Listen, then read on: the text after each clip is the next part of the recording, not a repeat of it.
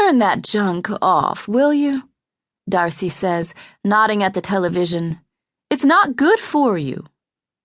Darcy's gurgling, wriggling 10-month-old daughter Mia is sitting naked on a blanket on the living room floor, fresh from her bath. Darcy bends down and rubs her nose against Mia's. The baby grabs a handful of Darcy's hair, and Darcy pries it away. She adds, "For any of us."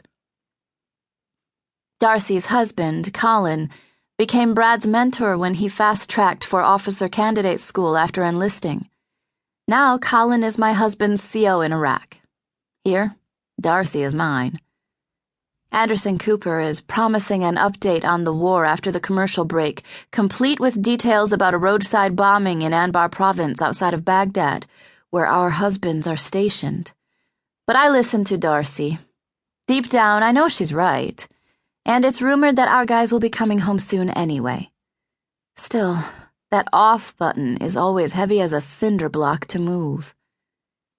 I watch Darcy pick up Mia, with her plump cheeks and impossibly small pinkies and the little wisp of blonde hair that tops her head, and something inside me strains like a pulled muscle. It's not true what they say about a biological clock. Nothing inside me is ticking. Ticking suggests patience. What I have inside me is all about pulsing and yearning and wandering the baby aisles of Target for an hour when I went in only for deodorant, some highlighters, and paper towels. I trace a finger across Mia's velvet skin. Darcy smiles a half smile at me, and Mia flails her chubby arms, now grabbing for Darcy's glasses. "Soon, Elise," she says softly. She's used to this. To me, my wistfulness around babies. With Brad in Iraq, every month I cross off the calendar is one more without the promise of having my own. Darcy's house feels like a home. Unlike the house Brad and I bought before he left, ours has all the ambiance of an oversized college dorm room, given the melding of our used and mismatched furniture. At Darcy's, the couches match the curtains.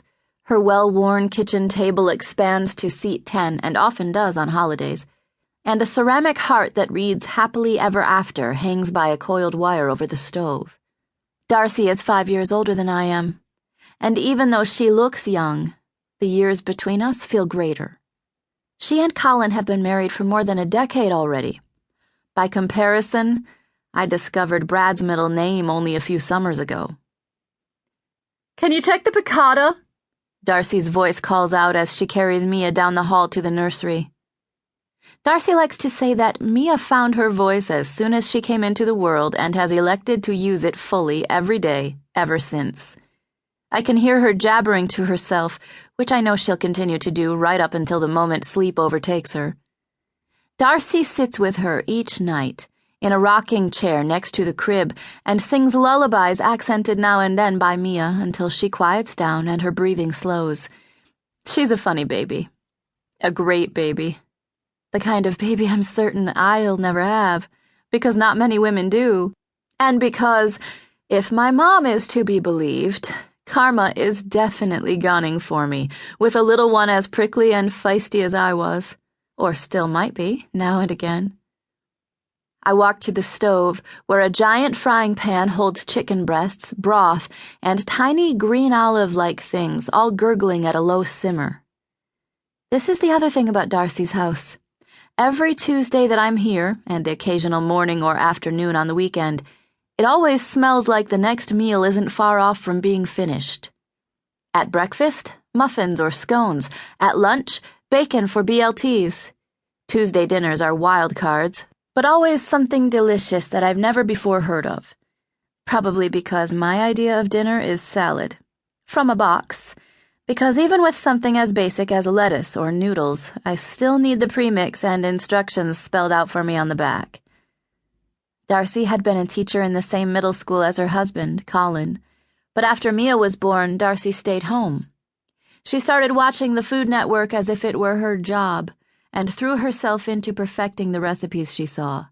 It didn't hurt, either, that the rattling of a grocery cart soothed Mia to sleep like a lullaby. Colin would come home each night.